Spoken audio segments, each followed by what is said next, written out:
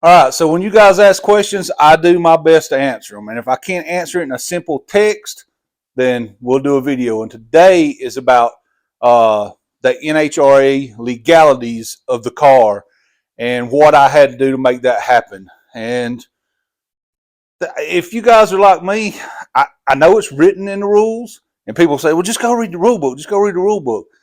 I have trouble with reading comprehension. When something's written on paper, it takes me several times to kind of understand it. But if somebody actually shows me or sends me a photo or something of what I need to do, man, it's on and popping in. If I ever do something one time, I've got it. So this video may be geared more towards those guys. So hang in there through the intro and I'll show you what we've done to this car.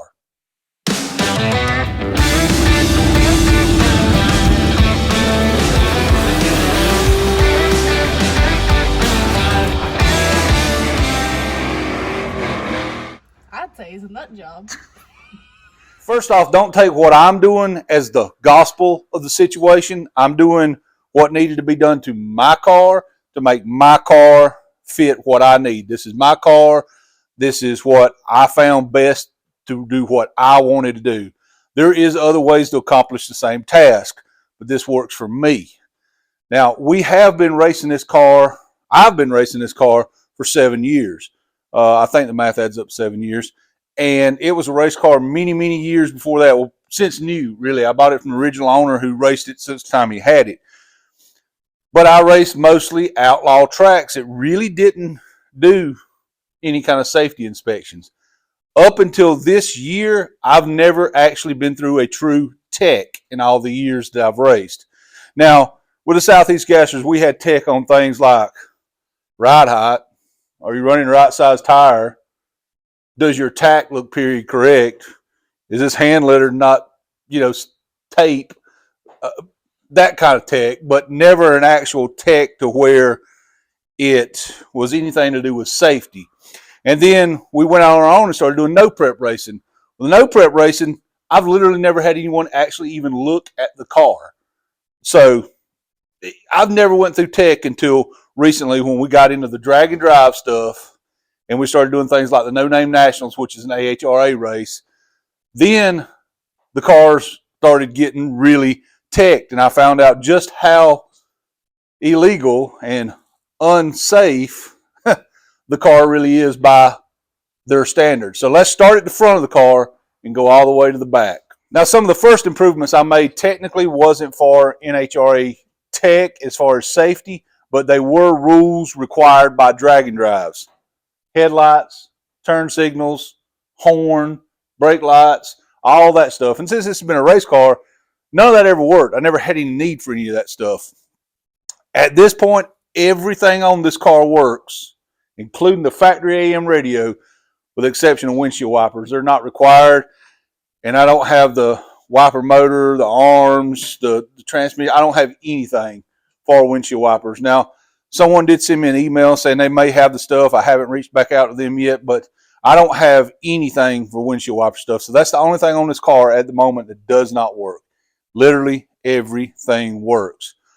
But that was more to pass the tech for drag and drives than it was for NHRA safety rules. So let's look at some of the NHRA safety rule things. So let's start up front.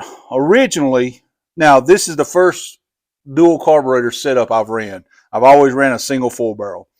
And originally I had my fuel pressure regulator mounted, you know what? I don't remember where I had it mounted. I think I had it mounted right here.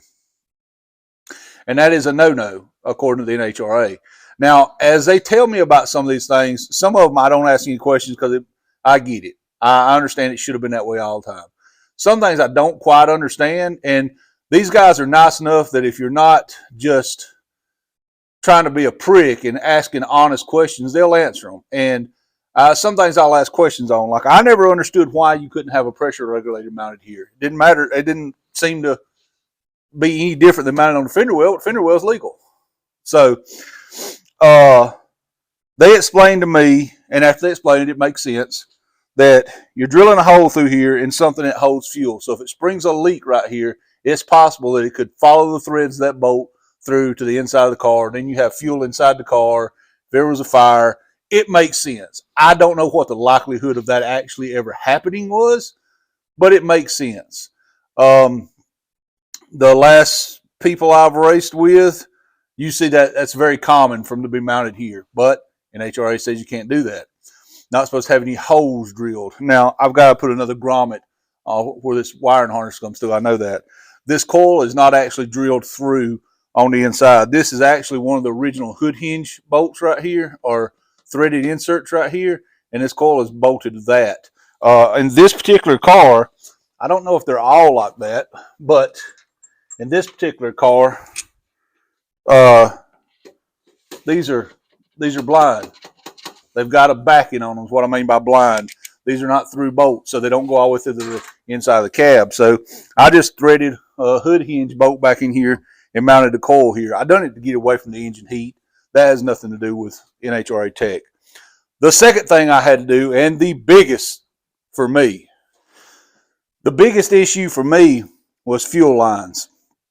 In the past, since I've run one carburetor, I've just had a rubber fuel hose going to my cool can, rubber fuel hose going to my fuel line. No big deal. Nobody cared. Dual carburetors, originally, I had done the same thing. I had run rubber hose, zip tied them together, and then a T, and, or actually I used my fuel pressure regulator, and then one line over, and that was fine. NHRA allows you 12 inches of rubber hose for your entire fuel system. Now, that sounds like a lot, but when you start looking at what you've got going on here, 12 inches is a tiny amount of fuel. But I wanted a fuel system that still kind of looked old school. It kind of still looked like a period correct kind of thing. And if you look in a lot of the early hot rod magazines, you will see they ran metal lines. Now, they didn't have AN fittings, but they ran metal lines. So I checked it out, perfectly legal. It's okay. So I ran metal lines to AN fittings, and then metal line all the way over to my cool can, which I'll show you in a second. But this is all metal lines and AN fittings. There's a crap ton of line and AN fittings here. I also added 2 fuel pressure gauges to mine. There's one fuel pressure gauge that's dedicated to each carburetor, so I can monitor those. Now, they make these compression fittings that fit on metal line. It depends on what company you use. If you use like Evil or there's about 3 different companies on this one. But most of these are rated somewhere in the 20 PSI range. Some are less, some are more. But at the end of the day, I run 5 PSI on each carburetor. So these compression fittings will never have a problem. We ran this metal line, bent it into a shape that looked somewhat decent. Now, there is, an ugliness here of a bunch of joints right here to go from 2 carburetors down to 1 line. But I done that so I could run 1 line directly over to my cool can. But this makes the carburetors in the fuel system now NHRA legal up here. I still have some work to do over here. Here you can get a better view of what I've done. I've got one that runs from here over. It's got a T to drop down and runs over to here. And then one runs from here over into a T into here. T drops down out of this line over and then a T off of this line, and then it runs into 1 line up through here, and I have dual pressure gauges so I can monitor the pressure on them. Done all that to get 1 line going over to my cool. Now you can see the metal line come down, and this is 2 inches of rubber hose right here. I put that right there just to give me some movement in case the motor moves a little bit. Now I still have to do this line right here. I always ran one of those clear Wicks plastic filters in there. I've ran them all my life. I don't think that clear filter will be NHRA legal. Now, to be fair, I have not clarified with them yet if the clear filter is legal, but I'm going to say most likely not. This is not one of those little glass cheapy old filters that people worry about leaking. This is one of the Wix filters. It just happens to be clear. I like them so I can see what's coming in, and I can see if there's actually fuel coming up there for some reason if I'm trying to troubleshoot my fuel system. But what I will probably do is put a small piece of rubber line, probably another 2-inch piece, at the metal line coming off the rail of the car, and then a short piece in front of it to go to the cool can. Then I'll be at about 6 inches of rubber on the fuel system up here, and I will probably put one of the metal filters in just to appease the tech department. Now, again, I haven't asked them about that, so I don't know for sure. One of the other things that I have to do, this car has always had a metal rod for the pedal linkage. I can't do that on this system, so because of the way it's the height of it here, it won't allow me to put that bottom piece in. So what I'm going to do on this one is convert it to a cable. And I did check before I done that, and I was actually told that cable is a preferred style, that they like the cable better than the rod. I always considered it the other way around because I have a toe loop on my gas pedal. So if it ever hung, I could pull it back with my foot. Apparently they like the cable better. Now it will have dual springs and all on it for a return. But what I am going to do, this one right here is not what I'm using, but I have it laid here so I can measure what I needed. I'm going to use a factory Ford cable.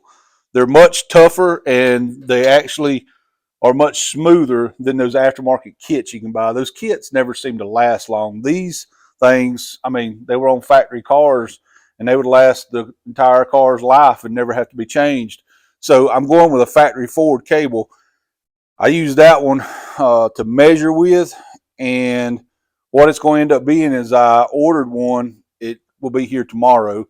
I ordered one for a 91 F-150 with a 306 cylinder in it.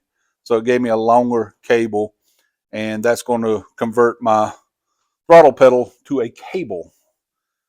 I think that's all I had to do under the hood to be legal. I believe everything else under here is legal. I do have a catch can for the radiator. That is, I actually haven't ran one of those before because I still run an expansion tank, and it's very rare you see these spit out.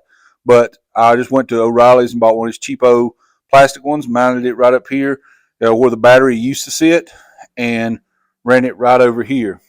All right, moving on from under the engine bay. One of the things that I thought I would have to do, but I don't apparently, again, it's the reading comprehension that got me, is lug nuts. I'm not even going to go into how it's written, but it's written down something about 1 inch of, I read the rule is I needed 1 inch of thread past the lug nuts. But somehow that's not. I sent in photos or a video, and I was told that what I have is perfectly legal. It actually, I misunderstood what they said. All right, you'll have to forgive me about my dirty paint flaking wheels. I need a paint job. But you can see that I do have a bunch of lug past the lug nuts. There's actually almost a full inch. It depends on how you set the tape measure against it. It's a full inch of lug past the lug nuts. But I believe the way they interpret 1 inch of engagement, and I read it as 1 inch past it. Either way, the lug nuts are actually fine, and it's not an issue. I thought it was going to be. Now, one thing I'm probably going to have to change before we go to an event that I've never done on this car, and that's my roll bar. I'm not changed the roll bar, but add to it. So this car had no kind of bar, cage, or anything in it when I got it. And it just had lap belts in it. That's just the way they raced back in the day, you know. I added a roll bar to this car. It's got the bar, it's got the main hoop, and it's got the kickers that go out the back. They actually, on this car, you can't even see it when this is the way I built it because I wanted it kind of disappear. You can't see it. The main hoop runs right along this seam right here, so it's hidden back there. The main bar or the kickers at the back come right off the top and go right along this roof line right here. Actually go through right here and go all the way back to right in front of the rear bumper back there. The only place you actually see the roll bar in this car is through the back window. You can see the bars right there. But one thing I did not do, I done that so I could get a good harness, so I could get a good belt in here. One thing I did not do was put door bars in the car because, well, you know, getting in and out. The car is already faster the way it was than what technically the roll bar was legal for. So it's definitely going to need door bars, but I'm not adding any bars to this thing until I find out how fast it's going to run now. Because I do not want to add, I don't want to put like a funny car cage in it. I don't want to cut the dash. That is out of the question. I will not cut the dash in this car. If I go to, if it's too fast for, if it's fast enough that it requires those bars that go over and down through the dash, then if I go to one of those events, I'm just going to slow down a little bit. Because I'm not cutting this dash. This dash is perfect in this car. But I did reach out and talk to, need to put a little oil on that. I did reach out and talk to the different guys about it. I'm not going to cut this dash. Like I said, this dash is perfect. The factory clock even works in this dash now. I'm going to put the door bars in, and I'm actually going to put swing out bars in it to get in and out. The door bars are actually, the swing out bars are actually legal for an insane amount of speed. I talked to a couple of different guys. One told me they liked the dipped bar better. Another told me they liked the swing out bars better. Both had good reasonings for it. I have not made up my mind yet, but I'm thinking I will probably go with the swing out bars.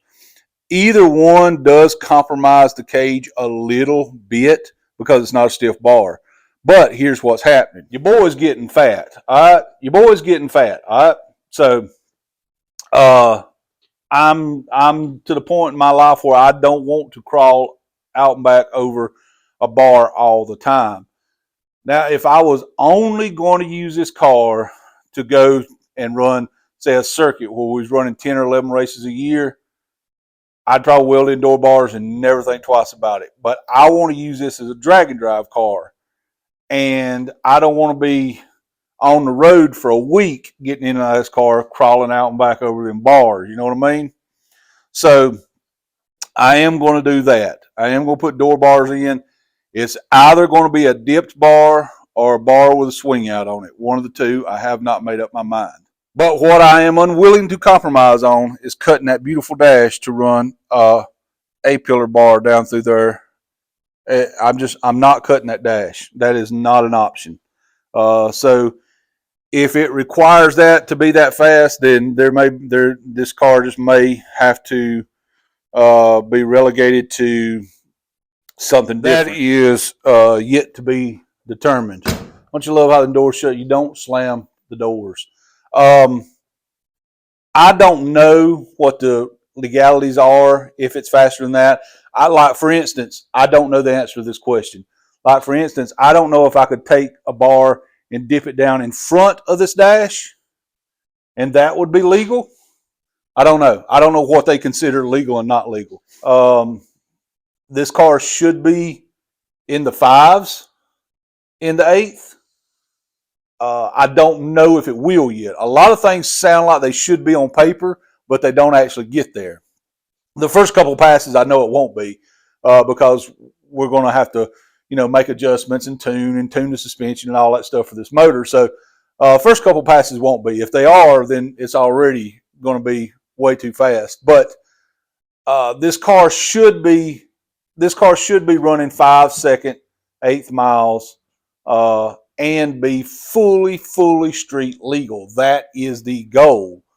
Now, if it's not, that just makes it better for me with the cage issues. And honestly, I don't know what it's going to run yet. I'm not trying to shoot y'all a line of anything. I'm just saying, based off of this engine package and the power it should make, this car should be capable of that. The car is probably more capable than the driver is. Let's be honest about it. But I also know we are getting to the point where we're probably exceeding. This has stock frame under it and stock style suspension. We're probably getting to the point now where we're exceeding the capabilities of that as well. That's a whole nother conversation that we'll get into. That's debatable. But honestly, I don't know how fast it's going to go. That's why I don't want to put any more bars in it until after I make a pass to sit back and have that conversation, because this car is not going to do this. Do not misunderstand what I'm saying and say this is what's going to happen. Just for example, if this car ran out there, we took it out to the track tomorrow and tested it, and it busted off a 490, it's not going to. Calm down. This car busted off a 490, then we're not even taking this thing to an NHRA event, because I'm not putting that much. I'm not doing that much more to this car. And then once you add all that weight, it's going to slow it down anyway. But if this car runs out there and runs, say, 590, that's more realistic. This car runs out there and runs a 590. Then we can start having a conversation about, okay, what do I have to do to make that legal to run that fast? But if something's off and this suspension just can't handle the motors in it and we can't get it dialed in or something, maybe it runs out there and makes a 620, 630, 640 pass. And then we're to the conversation where door bars are fine. We can ease off a little bit. Door bars will be fine. So that's a conversation I can't have as far as the cage goes until I know how fast that's going to pull this car down the track. We all have different opinions on what that'll do. What I know is, based off the horsepower that motor makes, this car should be running fives. Again, I will say this, should be. But just because on paper something says it should be running that number does not mean it will run that number. All right, what else do we need to do? There's one thing I still need to do to this car that I've got to get approval on to know if what I have in mind is legal, because I don't want to do what I'm supposed to do. That resides around the back of this car. And since the battery has been moved to the trunk of this car, according to the NHRA, I'm supposed to have a kill switch in the back of the car. Now, I toyed with the idea of putting the battery back in the front so I wouldn't even have to do that, because I do not want to drill a hole in the back of this car. Listen, I understand. It's a race car, just do it. I understand all that mentality. But I just don't want to do it, because there's going to come a day when I'm like, all right, this car, either A, I want to go faster than this car is capable of.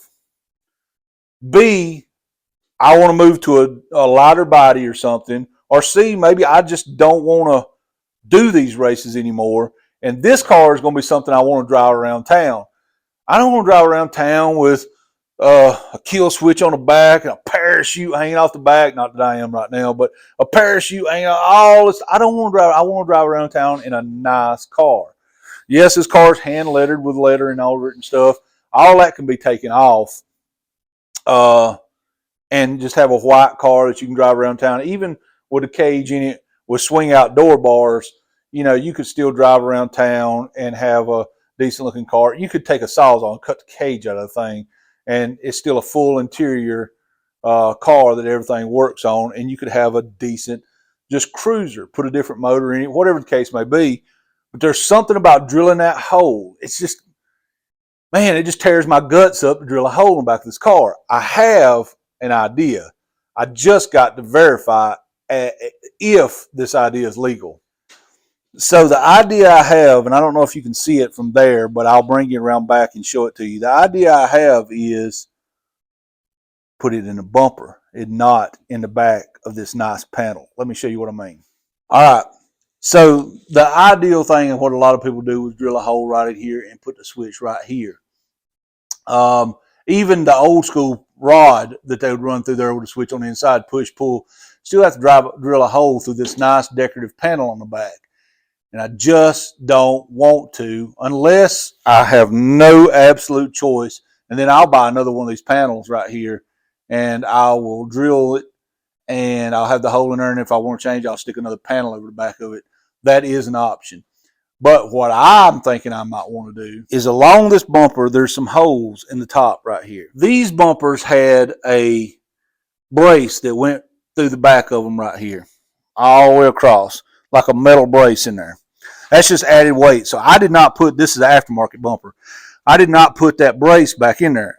I just put the bumper brackets back on and called it good enough. So I have these holes right here. So my idea is just to use one of these holes that are existing, stick the kill switch through the top of the bumper.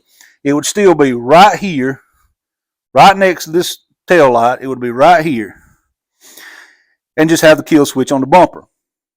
Now, I don't know right now. I've got to verify. I don't know yet right now if that's legal. I have a kill switch. It's not on the car just because I'm still debating on the location of that kill switch.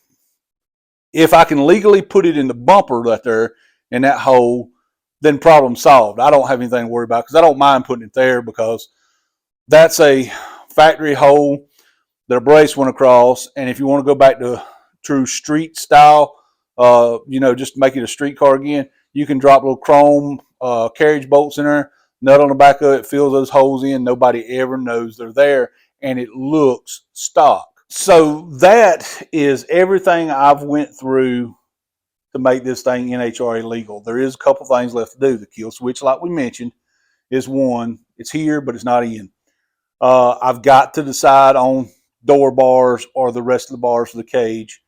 That's all going to depend on how fast the car runs now. I got to take it out and make a pass. And then I've got to have, if it runs as fast as I think it's going to run, then I've got to have that hard conversation about what about those A-pillar bars? Am I required to have the A-pillar bars? Can I bring the A-pillar bars back and drop them in front of the dash? Is that legal? Those conversations will happen after the car makes a pass. I am not willing to cut the dash in this car. I'll run outlaw tracks the rest of my life and run no prep the rest of my life, and this car will just be what it is. I will not cut that dash. That is not an option under any circumstances. And there's a little stretch of fuel line there that I still got to take care of, I know. The only other thing I want to do to this car, because of the drag and drive side, I haven't made my mind up yet. It's got an 8-gallon fuel cell in it. That's not going to work for drag and drive. So I have a couple of choices. I can either just go out and buy a big fuel cell and put in a trunk. But on a drag and drive, I kind of like the idea of having the space in the trunk. You know what I'm saying? I have considered, putting a stock tank back under this car and putting a weld-on sump in that stock tank and running the same fuel system that way. That way it gives me the capacities. I have the sump in the back of the tank for when the car launches. It keeps fuel fed. But I don't think either one of them is an issue with an NHRA thing. I don't think that's any issues at all. I don't think nobody cares, to be honest, which way it goes. So, yeah, there we are. I think that's everything we've done and had to do to the car to be NHRA compliant.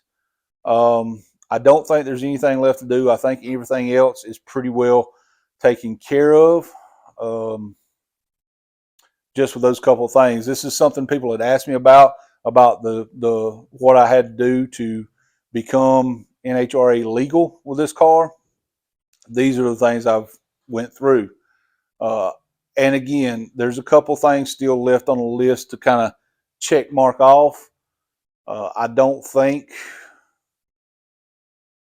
there's any big ticket items. I think everything is here. Honestly, I think when it comes down to it, that cage or roll bar is going to be the biggest hurdle that I'm going to face when it comes down to how fast is this car now. I have a strong feeling that engine in there is already going to be pushing the limits of this chassis. Maybe it won't. Maybe I'm way off. I honestly don't know, so don't jump all over me about that. I really don't know till we know. I mean, till we make a pass, we do not know. We can only speculate, bench race, and guess right now. Till we make a pass, we do not know what this car is going to do. As I said before, on paper, this car should run 5-second passes now. If it runs 5-second passes, we're going to have issues trying to figure out how to make that cage legal. The issues are on me, not on them, because of my unwillingness to cut a hole in that dash. That is a deal breaker for me. I will not cut a hole in that dash. So it's either would the bars dropping down in front of the dash be legal, or do we just not run that fast at those events? I mean, you just slow down. I don't know yet. I don't know. We won't know till we know, and we're not going to know till we make a pass on this thing. I'm waiting on the throttle cable to come in. Once the throttle cable comes in, and we decide what we're going to do about the kill switch, those two things. Once those two things come in or get put on the car's ready to make a test pass, and we'll see how fast this car really will run. I'm not going to even worry about that fuel line and that fuel filter up there until after I make a pass and see how fast the car run. Because we may have pigeonholed ourselves into something. And this is on me because when I started down the wormhole of building that engine, I was only doing no prep stuff, so I didn't have to worry about any NHRA stuff.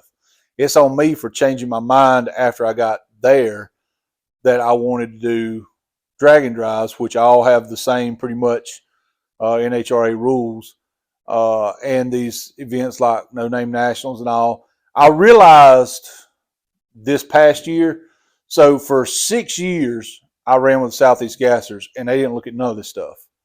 And I could build, as much power as I could within their rules to go as fast as however the car would run. The faster, the better, because it's heads up racing. And nobody looked at any of this other stuff. So it kind of spoiled me to, I'll do whatever I want to with my car, and it's not a big deal. When I quit racing with them at the end of 23, and last year in 24, I went out and started doing these other events like No Name Nationals, the drag and drives, and this stuff like this. Now, the no prep stuff I done is the same thing. They don't care. You run, if you can go down a track smoking a cigar wearing gasoline underwear if you want to. That's on you if you're that dumb.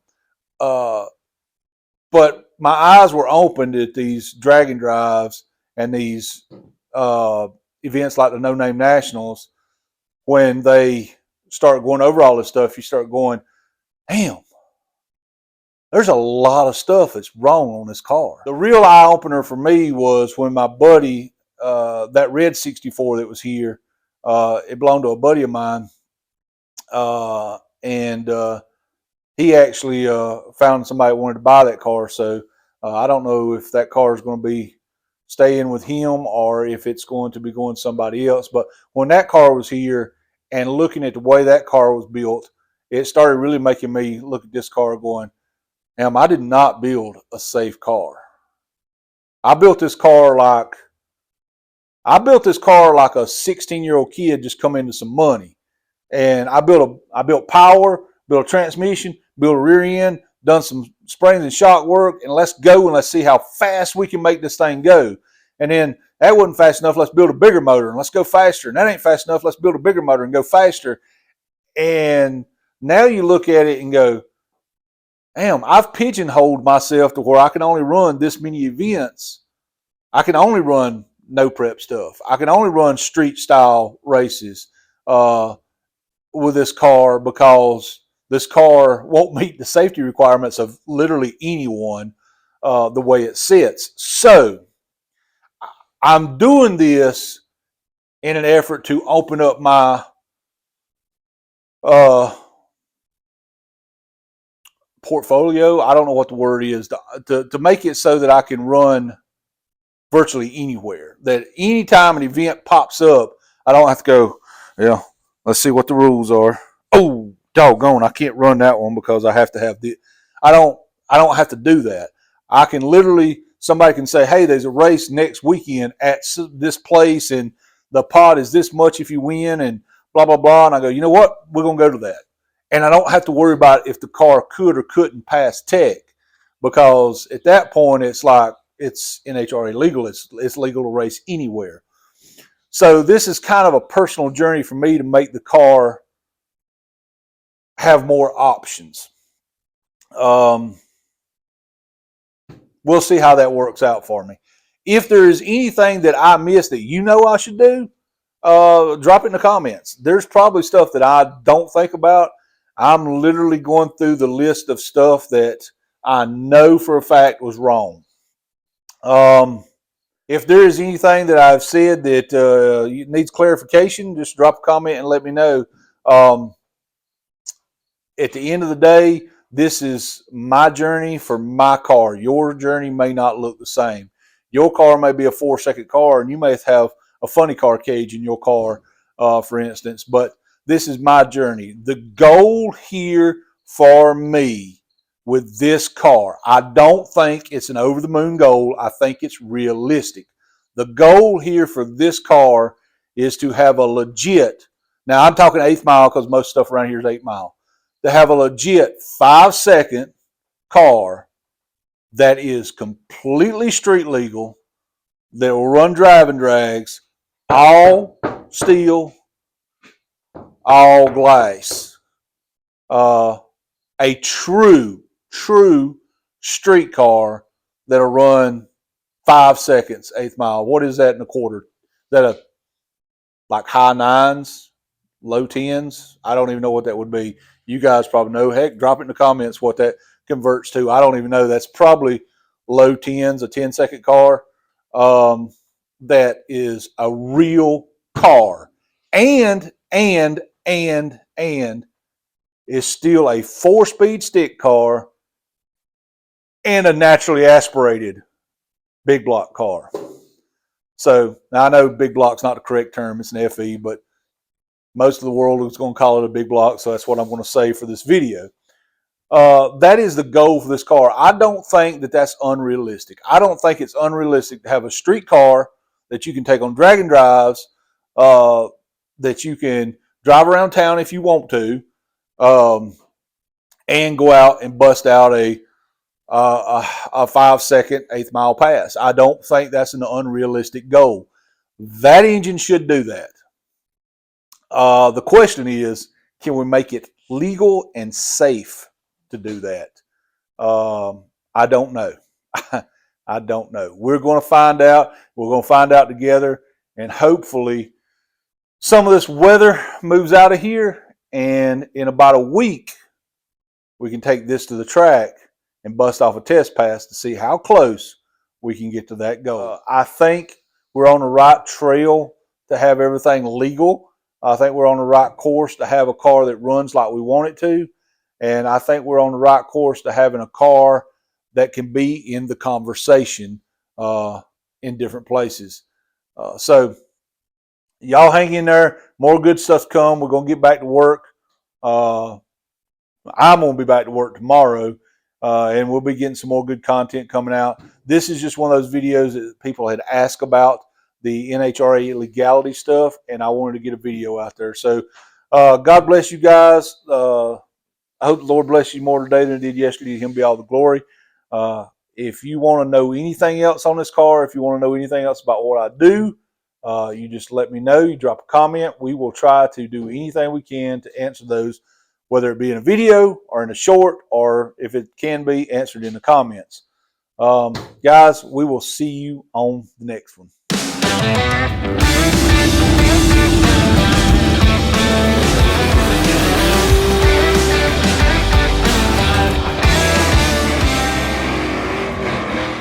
I'd say it's a nut job.